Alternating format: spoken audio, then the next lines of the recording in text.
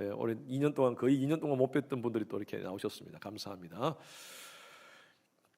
저는 개인적으로 오랫동안 간직하고 있는 편지들이 있습니다.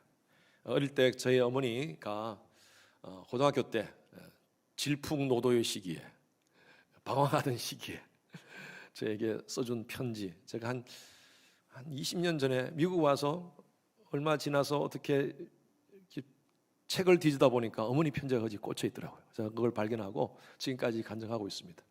참 어머니가 눈물로 쓰셨던 그 편지더라고요. 그때는 그렇게 감동이 없었는데 지금 생각하니까 어머니의 눈물의 기도가 이곳에 담겨 있구나 하는 그런 생각이 들었습니다. 제가 유학을 결심하고 미국에 올 때 그때 제가 먼저 왔습니다. 아내가 둘째를 가지고 있었기 때문에 둘째를 한국에 놓고 제가 먼저 1년 동안 미국에 와 있었습니다. 그때 아내하고 주고받았던 편지들, 그리고 그때 팩스를 주로 사용했습니다. 그래서 팩스를 주고받았는데 지금 보니까요 그 팩스를 다 제가 모아놨는데 팩스가 다 빛이 바랬더라고요. 글자가 잘 보이지가 않아요. 그래서 제가 간직하고 있습니다. 그리고 우리가 제 아내하고 저하고 생일 때 또 결혼 기념일 때 아이들이 막 카드로 이렇게 만들어준 그러한 것들을 저 벽에다 붙여놨어요. 저희 방에 벽에다 붙여놓고 그것을 가끔 볼 때마다 아이들이 이렇게 빨리 컸구나 하는 그런 생각을 들 때가 있습니다. 요즘은 이메일을 많이 주고받기 때문에 또 카톡을 주고받기 때문에 손편지를 쓰는 경우가 그렇게 많지는 않습니다. 그러나 가끔 우리 성도님들이 저한테 격려하는 것으로 목사님 기도합니다, 또 이렇게 손편지로 써서 카드를 주시는 그런 경우가 있습니다. 그것도 제가 또 간직하는 것도 있습니다. 편지에는요 메시지가 담겨져 있고요, 편지에는요 발신자의 마음이 수신자에게 전달될 수 있도록 발신자의 마음이 담겨져 있습니다. 그 메시지는 행복하게 만드는 것도 있지만 때로는 안타깝게 만드는 것도 있습니다. 지금 러시아의 그 우크라이나 침공으로 인해서 18일째 시간이 지나가고 있습니다. 오늘 딱 18일째입니다.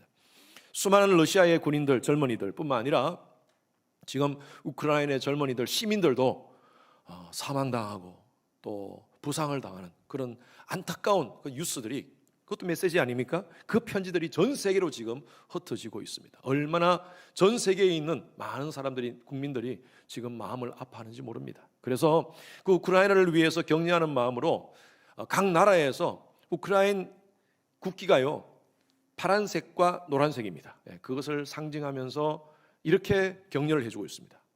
보십시오. 우리 서울 시청에 저렇게 만들어서 조명을 띄우고요. 또 여기 우측, 여러분 보시는 우측 위쪽에는 뉴욕에 있는 UN 빌딩, 거기에 We stand with Ukraine 이라고 해서 이렇게 띄우고, 또 이태리, 또 스웨덴, 또 파리 에펠탑 보입니까? 에펠탑, 에펠탑에 또 이렇게 사인을 해서 정말 격려의 편지, 우리와 당신들과 함께하고 있습니다라는 이 메시지를 써서 보내고 있습니다. 저희 교회도 마음을 담아서 이렇게 보내고 싶습니다. 우리 교회 로고 아닙니까? 로고 위에다가 이렇게 보내서 Stand with Ukraine, 같은 마음으로 계속 기도합니다. 그들에게 격려를 해드리고 싶습니다. 성경에는요 그리스도인들의 신분을 비유하는, 우리의 정체성을 비유하는 여러 가지 비유가 있습니다. 예수님께서도 우리가 누군가, 너희들은 누군가, 하나님을 믿는 백성들이 누군가에 대해서 너희들은 빛이다, 너희들은 소금이다 라고 이렇게 비유로 말씀을 하고 있습니다. 사도 바울도 사도 바울의 서신을 통하여 당신들은, 우리 그리스도인들은 그리스도의 대사입니다, 그리고 우리는 그리스도의 군사입니다 라고 이렇게 표현을 합니다. 지난주에는요 우리가 그리스도의, 예수의 향기다라고 말씀하고 있습니다. 오늘은 사도 바울이 중요한 우리에게 우리의 정체성에 대해서 얘기를 하고 있습니다. 그것은 바로 우리는 그리스도의 편지라는 것입니다. 여러분 그리스도의 편지십니까? 오늘 설교가 조금 상당히 부담스러운 설교일 수가 있습니다. 지난주에 이어서 상당히 부담스러운 설교인데요, 그러나 우리가 다시 한번 찔림을 받고 그리스도의 편지로서 다시 한번 더 결단하는 시간 되기를 주님의 이름으로 축원합니다. 오늘 사도 바울이 본문 말씀에 보면 사도 바울은 먼저 너희는 마음에 새긴 우리의 편지다라고 얘기합니다. 이게 무슨 말이냐? 너희는 바로 고린도 교회를 향하여 얘기합니다. 고린도 교회 교인들아, 너희들은 우리의 마음에 새겨진 우리의 편지다라고 이렇게 표현합니다. 자, 우리가 읽었던 3절 말씀 앞부분에 1절, 2절 말씀 같이 읽습니다. 시작. 우리가 다시 자천하기를 시작하겠느냐? 우리가 어찌 어떤 사람처럼 추천서를 너희에게 붙이거나 혹은 너희에게 받거나 할 필요가 있겠느냐? 너희는 우리의 편지라 우리 마음에 썼고 무사람이 읽고 있는 바라. 사도 바울이 고린도 교회에서요, 오랫동안 있으면서 교회를 복음으로 변화시켰습니다. 많은 사람이 예수를 만나고 복음을 만나고 그들의 삶 가운데 변화된 삶을 그렇게 살고 있었습니다. 그렇게 열정적으로 교회가 막 성장하려고 하는 그 상황 속에서 이상한 사람들이 들어오기 시작했습니다. 자기들이 스스로 우리가 사도들이다, 우리가 진짜 사도들이다 하면서 온 사람들이에요. 그리고 소개장까지 받아왔어요. 소개장, 추천서를 받아왔어요. 어디서 받았냐면 예루살렘 공회에서 준 추천장을 받아온 거예요. 그게 진짜인지 가짜인지 그게 증명이 안 되는 그것을 가지고 우리가 진짜 사도다 하면서 그 사람들, 그 교회에 있는 사람들을 혼돈시키고 있었습니다. 그러면서 무슨 얘기를 하냐면 지금 이곳에 있었던 사도 바울은 가짜 복음을 얘기했고 그들이 가짜 사도다. 사도 바울의 추천서 봤나? 사도 바울의 소개서를 당신이 본 적이 있느냐? 이러면서 교인들의 마음을 막 혼란스럽게 만드니까요, 이것이 바로 사도 바울에게 전달되었어요. 이 소식이. 그래가지고 사도 바울이 얘기하는 거예요. 아니가 우리가 어찌 어떤 사람처럼 우리가 추천서가 뭐가 필요하겠느냐? 우리의 추천서, 우리의 소개서가 누구냐? 바로 너희들이라는 거예요. 고린도 교회에서 복음으로 변화받은 사람들, 십자가의 은혜로 변화받은 사람들, 너희들이 바로 우리의 추천서다. 무슨 우리가 추천서가 필요하겠느냐라고 이렇게 사도 바울이 지금 얘기를 하고 있습니다. 여러분, 어떤 목사가 그 교회에서 목회를 잘했는지 안 했는지, 그것은요 그 교회 교인들을 보면 알 수 있습니다. 작년에 저희 교회에 열심히 목회를 하시던 두 목사님이 한국으로 가셨습니다. 참 아주 오랫동안 6년 7년 동안 교회를 잘 섬겼던 목사님이셨어요. 참 안타깝게도 그렇지만 하나님 부르심이 있어서 한국으로 가셨어요. 한국 가셔서 저한테 연락이 왔어요. 목사님, 추천서 좀 써주세요. 제가 잘 써줬습니다. 잘 써가지고 그 교회에 우리 목사님, 이 목사님은 정말 교회에서 몇 년 동안 신실하게 교회를 섬기고 또 성도들을 잘 섬기고 성도들을 참 좋아합니다. 아내분은 더 성도들이 좋아합니다 하면서 이렇게 제가 추천서를 써가지고 보냈어요. 여러분, 이 추천서는요 그 사람의 모습을 대변해 주는 겁니다. 그런데 요즘은요 교회에서 추천서만 안 봅니다. 그 교회 웹사이트에 들어가서 성도들의 모습을 봅니다. 이게 굉장히 파워풀해요. 성도들이 어떤 교회인가, 가장 먼저 이 교회가 교단이 뭔가, 그리고 이단적인 것이 없는가, 담임 목사의 설교를 듣고 담임 목사님이 어떤 분인가, 그 밑에서 훈련 받았으니까 이 사람이 어떻게 했다, 이걸 보는 거예요. 교인들이 이 사람의 추천서가 되는 겁니다. 8년 전에 저희 교회에 잘 섬겼던 집사님이 계셨어요. 그 집사님이 버팔로에 거기에 있는 학교의 교수로 가시게 되었습니다. 그래서 그곳에 가서 교회를 찾아가지고 목사님 가면 어떤 교회 갈까요? 이렇게 하길래 하여튼 집사님 저도 잘 그 지역을 잘 모르는데 집사님이 보고 기도하고 좋은 교회 선택하세요. 그래서 어느 교회를 선택했는데 알고 보니까 담임 목사님이 안 계시는 거예요. 1년 동안 그 교회를 섬겼습니다. 그런데 신실하게 교회를 잘 섬겼던 것 같아요. 담임 목사님이 안 계시니까 이 집사님한테 아니 집사님 교회에 부목사님 혹시 좋은 분 없냐고. 그래서 우리 교회 부목사님이 계시는데, 그래서 저희 교회에 있던 그 부목사님을 그 집사님이 추천을 해줬어요. 그래 그곳에 가서 지금 7년 동안 목회를 잘하고 계십니다. 제가 목회를 한 지 한 2년쯤 됐을 때, 그 목사님이 2년쯤 됐을 때 그 교회에 부흥에 초청돼서 갔었어요. 가니까요 그 교회 성도님들이 저보고 막 인사를 하는 거예요. 목사님 고맙습니다. 목사님 고맙습니다. 왜요? 좋은 목사님 저희 교회 보내주셔서 너무 감사합니다. 제가 보내준 적이 없는데. 참 그 교회에서 목회를 잘 하고 계십니다. 진짜 얼마나 제가 기쁜지요. 참 잘하고 있다니까 얼마나 감사한지. 근데 그 집사님이 만약에 그 교회 갔을 때 교회를 잘 섬기지 않고 교회 안에서 문제를 일으키고 했다면 이 집사님이 추천하는 그 목사를 오라 하겠어요? 그 교회에서? 절대 그러지 않았을 거예요. 그 집사가, 먼저 가셨던 그 집사가 어쩌면 추천서, 글로 쓴 추천서는 아니지만 그 사람을 보니까 그 교회를 섬기는 부목사는 참 좋겠다라는 것이 나오는 거예요. 여러분, 저의 속에서는요, 여러분들이십니다. 여러분들이세요. 가끔 저희 교회 목사님이, 저하고 아는 목사님이 연락이 와요. 목사님, 참 교회가 참 좋네요. 교회가 참 아름답네요. 한 번도 이곳에 오신 적도 없는 목사님이 한국에서 또 연락이 와요. 목사님, 참 교회 멋진 것 같습니다. 어떻게 하셨어요? 교회 웹사이트 가서 봤죠. 성도들이 찬양하는 모습, 예배드리는 모습, 또 커피 브레이크를 통하여서 간증하는 그 모습, 그걸 통해서 교회 분위기를 느끼는 거예요. 교회가 건강하게 아름답게 성장하는구나. 여러분, 허성현 목사의 추천서가 다른 게 아니라, 소개서가 다른 것이 아니라 여러분들이 저의 소개서예요. 얼마나 감사한지요. 저는요, 여러분들이 목사라는 사실이 얼마나 자랑스러운지 모릅니다. 가끔 교회 이렇게 목사님들끼리 만나면 인사하시는 분들이 있어요. 제가 분명히 목회하는 줄 아는데, 그분이 목회자로서 교회를 목회하는 걸 아는데 자기를 이렇게 소개해요. 닥터 아무개입니다. 닥터? 그리고 어느 교수 아무개입니다. 분명히 교회 목회자인데 그렇게 자기를 소개하는 거예요. 저는 그래요. 여러분, 교수보다, 닥터로서 자기를 소개하는 것보다 어느 교회 목사입니다, 이게 얼마나 자랑스러운지 모르겠어요. 얼마나 명예스러운지 모르겠어요. 여러분들이 인정하든 말든 저는 얼마나 감사한지, 여러분들이 저에게 소개했어요. 얼마나 감사한지. 근데 사도 바울이 그 얘기를 하는 겁니다. 고린도 교회 성도들이 내가 무슨 추천서가 필요했나, 내가 무슨 소개서가 필요했나, 예수 안에서, 복음 안에서 변화되는 그 성도들의 모습이 바로 내 소개서다라고 사도 바울이 지금 얘기하는 거예요. 내가 무슨 추천서가 필요하나. 그러면서 더 나아가서 이런 얘기를 한 겁니다. 오늘 아까 읽었던 본문 말씀, 너희는 우리로 나타난 예수의 편지다라고 얘기합니다. 자, 3절 말씀 한번 보십시오. 3절 말씀 한 번 더 읽습니다. 시작. 너희는 우리로 말미암아 나타난 그리스도의 편지니 이는 먹으로 쓴 것이 아니요 오직 살아계신 하나님의 영으로 쓴 것이며 또 돌판에 쓴 것이 아니요 오직 육의 마음판에 쓴 것이라. 고린도 교회의 성도님들이, 그들이 바로 예수의 편지라는 것입니다. 이 편지는요, 먹으로 쓴 거 아닙니다. 그 당시에 먹으로 쓰면 빨리 없어져요. 그래서 더 확실하게 쓰게 하기 위해서 돌판에 새깁니다.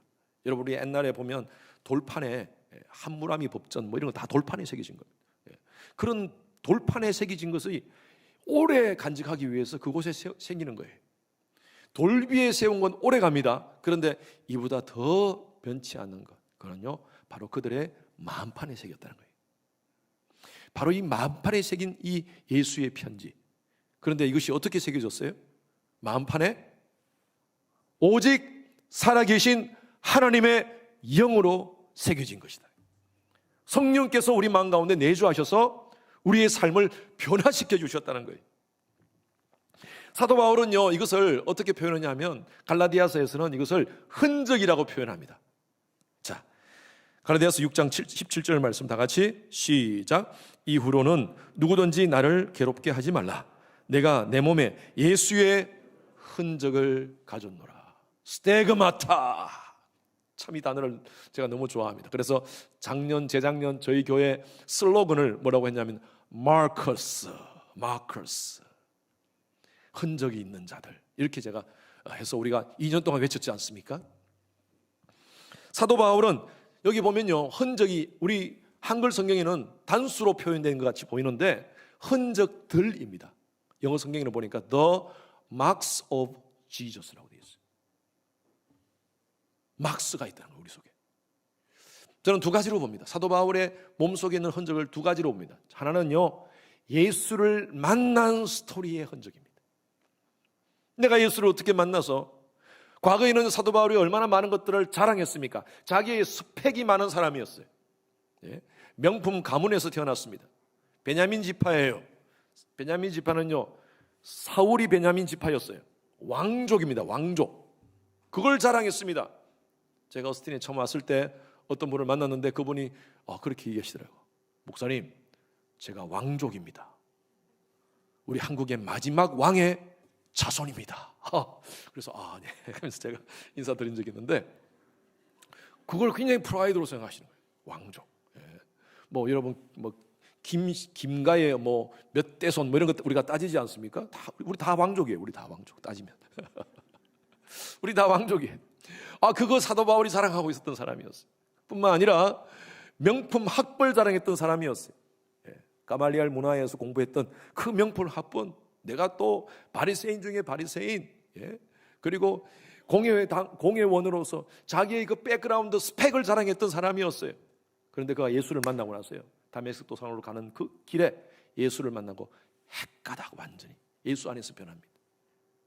그러고 나서 그의 자랑은요, 스펙이 아니라 이제 예수의 스토리를 자랑하는 거예요. 자기가 만나는 그 예수의 스토리를 자랑하는 거예요. 뿐만 아니라 사도 바울이 첫 번째는요, 예수의 스토리에 대한, 예수를 만난 스토리가 있었고요, 그게 흔적이었고요. 두 번째로는요, 예수를 만났지만 예수의 복음을 가지고 사는 스토리가 있었어요. 한국의 김정태라는 작가가 있습니다. 이분이 쓴 책 가운데 이런 책이 있습니다. 스토리가 스펙을 이긴다. 오늘날 많은 사람들 스펙 얘기 많이 해요. 자기 스펙 자랑하는 사람 많아요. 그런데 여러분, 스펙 자랑하는 사람 감동을 줍니까?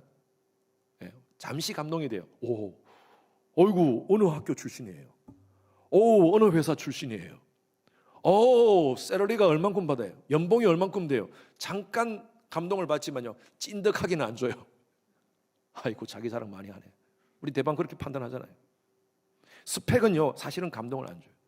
그래서 이분이 얘기하는 게, 우리에게는 스토리가 스펙을 이긴다는 말이 바로 그겁니다. 삶의 스토리가 사람의 마음을 감동을 줘요. 그런데 이분이 뭐라고 또 얘기하냐면, 그 책에서 진정한 스토리가 있는 사람이 되기 위해서는 스토리텔링에서 스토리 두잉의 삶을 살아라. 내 삶이 막 이렇다는 것을 막 자기가 그렇게 얘기하는 스토리텔링이 아니라 그렇게 사는 모습, 스토리 두잉. 그래요. 사도 바울은요, 단순히 스토리텔링이 아니었습니다. 내가 예수를 어떻게 만났고 이게 아니라 그 예수를 만난 스토리를 가지고 그렇게 삶을 사는 거예요. 스토리 두잉. 그리고 그가 그의 삶을 통하여서 전하고 싶은 메시지가 있었습니다. 바로 그 메시지가 뭐냐면 바로 복음이었습니다. 복음. 예수가 누군가요? 죄와 허물로 죽었던 우리들을 하나님께서 독생자 예수 그리스도를 이 땅 가운데 보내셔서 누구든지 예수를 주라 고백하면 영생을 얻고 심판에 이르지 않는 놀라운 은혜를 바로 예수 십자가를 통해서 얻었다. 여러분, 이것을 사도 바울은 증거하고 싶었습니다. 여러분, 이 복음은요, 최고의 행운의 편지인 줄로 믿습니다. 여러분들이 삶 가운데 예수를 만난 것은 최고의 행운인 줄로 믿으십니까? 그렇게 믿으시면 한 번 더 아멘. 우리 교회 성도님들은 마음으로 많이 아멘 하시는데 입으로 잘 안 하셔요. 아까 우리 장로님 기도 참 은혜스럽게 잘하는데 아멘이 좀 작아서 너무 아쉬웠어. 우리 같이 아멘 합시다. 저 혼자 크게 아멘 하다가 또 너무 이상할 것 같아서 제가 아까 아멘을 안 했는데 한번 아멘 연습해 봅시다. 아멘.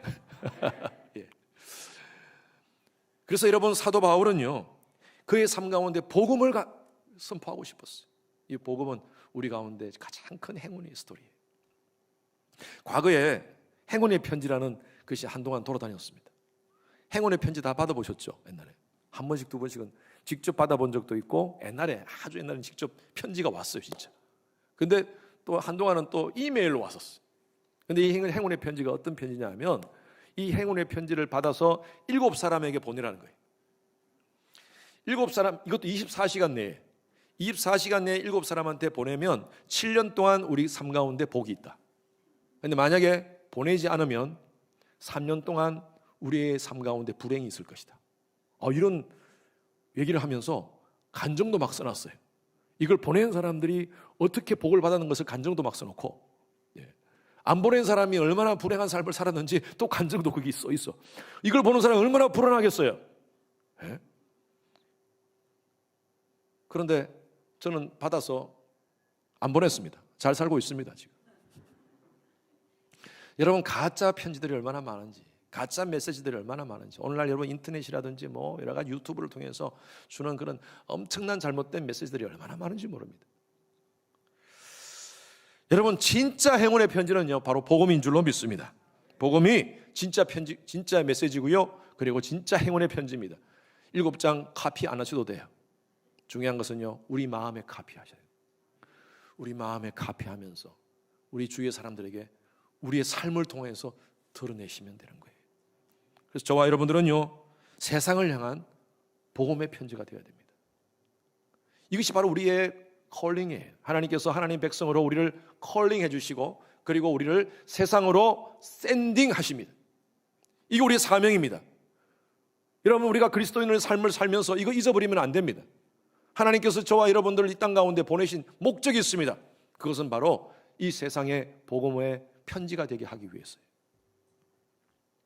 마태복음 5장 16절 말씀 다 같이 읽습니다. 시작.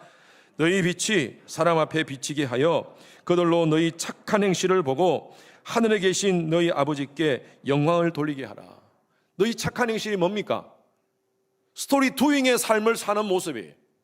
우리 그런 얘기 많이 듣지 않습니까? 예수 믿는 사람들, 예수 믿는 사람은 입만 살아있어, 입만 살아있어. 그러면서 물에 빠져도 예수 믿는 사람은 입은 절대 안 뜬다는 거예요.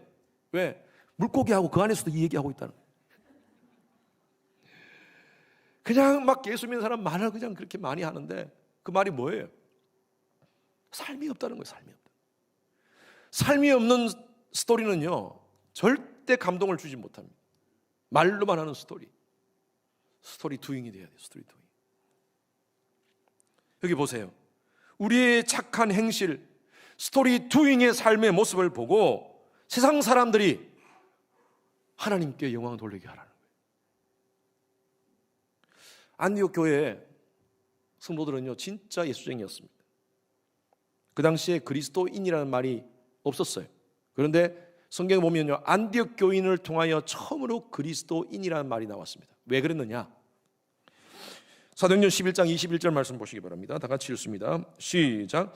주의 손이 그들과 함께 하심에 수많은 사람들이 믿고 돌아오리라. 그들이 예수 믿는 사람들을 보니까, 안디옥 교회를 다니는 사람들을 보니까 주님의 손, 하나님의 손이 함께하는 것을 느꼈어요. 와, 이 사람들 보니까 진짜네. 이 사람들 보니까 하나님이 보이네. 하나님의 역사가 나타나네. 그걸 본 거예요. 그래서 수많은 사람들이 예수를 믿고 주님께 돌아왔다는 얘기입니다. 26절 말씀 다 같이 시작. 제 아들이 안디옥에서 비로소 그리스도인이라 일컬음을 받게 되었더라. 비로소, 그때야 처음으로입니다. 그때야 처음으로. 주위에 있는 안디옥에 있는 사람들이, 도시에 있는 사람들, 안디옥 도시에 있는 사람들이 안디옥 교회에 다니는 사람들을 바라보면서, 야, 주님의 손이 함께하네, 그렇게 인정하면서 그때부터 이 사람들이, 그 동네 사람들이 안디옥 교회 다니는 사람들을 향하여 뭐라고 불렀다고요? 그리스도인이라고 불렀다는 거예요. 여러분, 크리스찬이라는 말은요, 그리스도께 속했다라는 말입니다.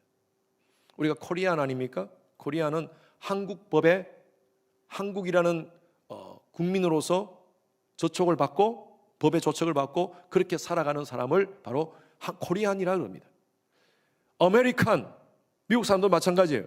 미국 법의 저촉을 받고 미국에서 살면서 미국 시민권을 가지고 살아가는 사람, 그런 사람을 바로 아메리칸이라고 그래요. 크리스찬, 그리스도에 속하고 그리스도의 법에 접촉을 받고 그리스도 안에서 살아가는 사람, 그리스도의 통치를 받고 살아가는 사람, 그런 사람이 바로 크리스찬이라는 것입니다. 여러분들에게 묻습니다. 여러분들은 크리스찬이십니까? 다시 묻습니다. 여러분들은 그리스도인이, 참 그리스도인이 되기를 원하십니까? 예. 여러분, 우리가 진짜 그리스도인이 되었으면 좋겠어요. 말로만 그리스도인 말고요. 남들이 물으면 뭐 어디 교회 다닙니까? 예, 그리스도인입니다. 예수 믿습니다. 그거 말고요. 진짜 예수 믿는 사람, 스토리 두잉으로 삶을 살아가는 사람. 기독교 전문 여론조사 기관인 바나 리서치라는 그룹이 있습니다. 아주 굉장히 저명도가 있는 그런 그룹입니다. 좀 오래된 그 통계인데요. 여기서 이런 조사를 했습니다. 미국 교인 중에 20%는 거의 주일 예배에 출석하고 있지 않다. 자, 난 크리스찬입니다. I'm Christian 라고 얘기를 하는데 교회는 안 나가. 20% 정도가. 25%의 기독교 신자는 거의 기도하지 않는다. I'm Christian 이라고 했는데 기도하지 않아. 심지어 식사 때도 기도하지 않아. 35%의 그리스도인들은 가정에서 성경을 읽지 않는다. 성경 전혀 안 읽어요. 35%. 40%의 교인들은 일정한 헌금을 하지 않고 교회 생활을 하고 있다. 75%의 교인들은 교회에서 어떤 책임도 지지 않고 있다. 85%의 교인들은 불신자를 한 번도 교회에 인도해 본 적이 없다. 그런데 100%의 교인들은 그들이 천국 가는 것을 희망하고 있다. 미국 교회도 그렇지만 한국 교회도 별 다를 것이 없다고 봅니다. 정말 그리스도인입니까? 성경 한 번도 읽지 않고요. 전혀 성경 읽지 않고요. 전혀 기도 생활하지 않고요. 여러분, 기도라는 것은요, 하나님의 존재와 하나님의 능력을 인정하는 것이 기도입니다. 기도하지 않는다는 것은 하나님의 존재를 인정하지 않고 하나님의 능력을 인정하지 않는다는 것입니다. 그래도 크리스찬입니까?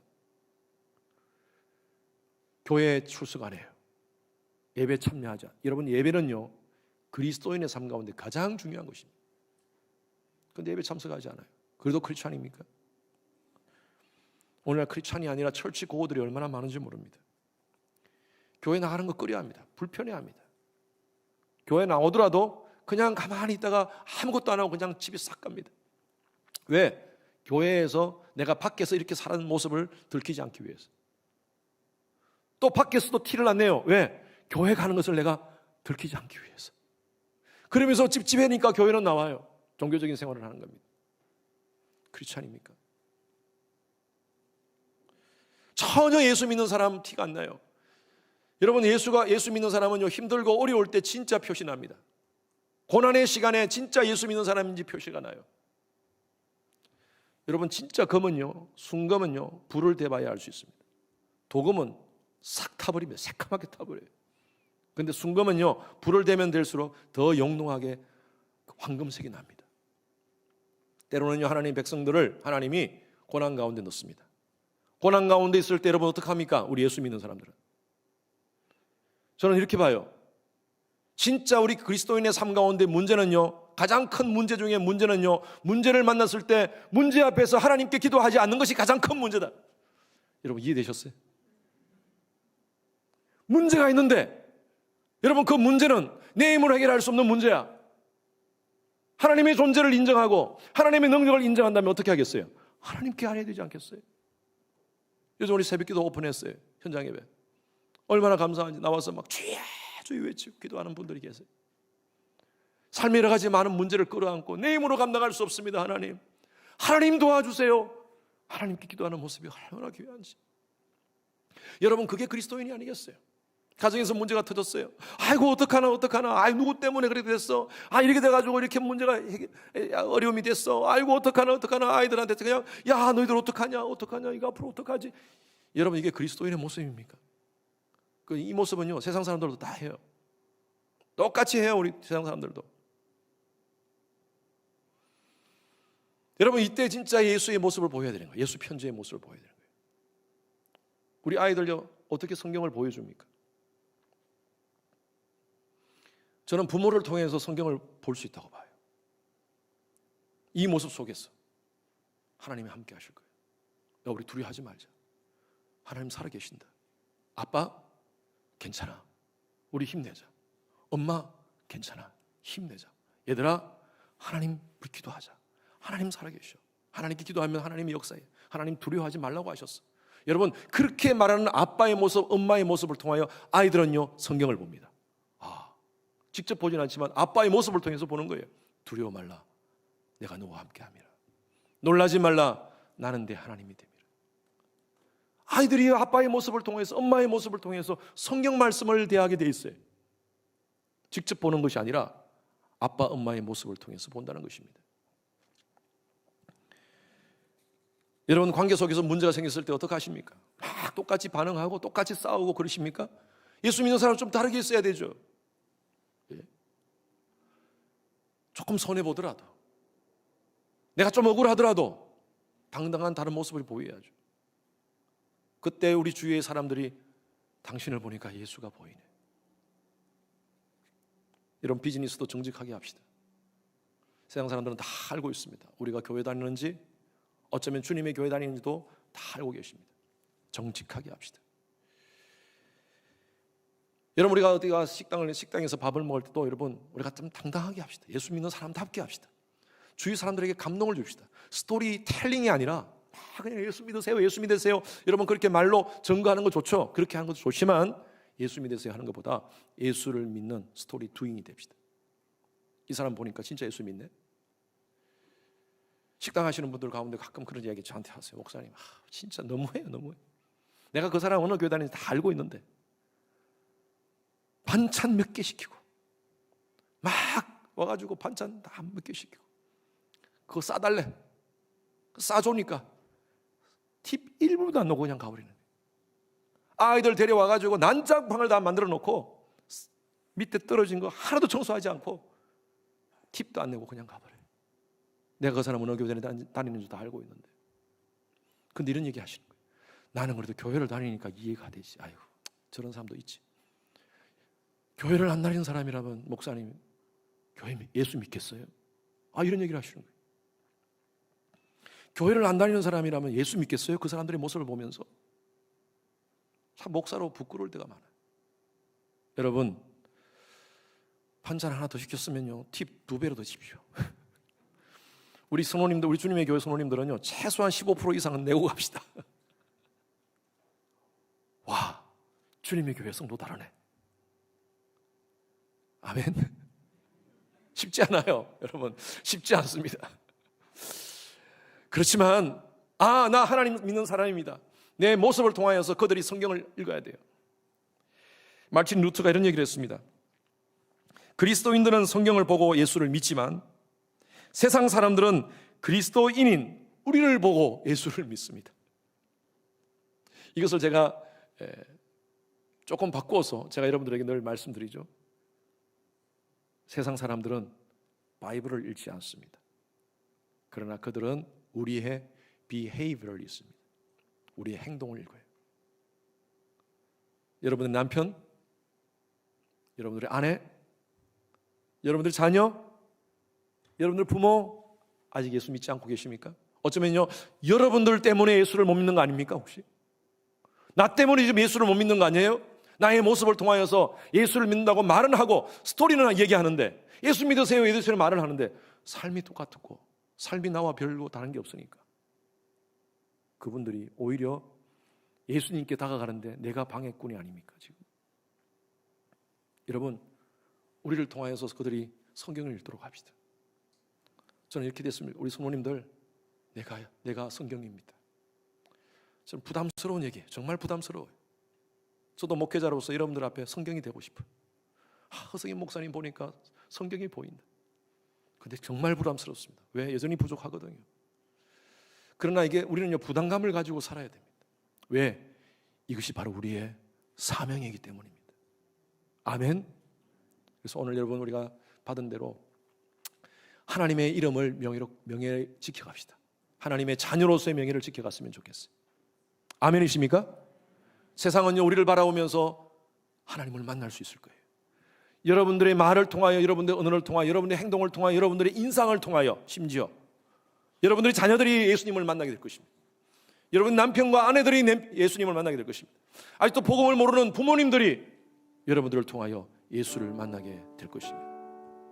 하나님의 자녀로 명예지킵시다.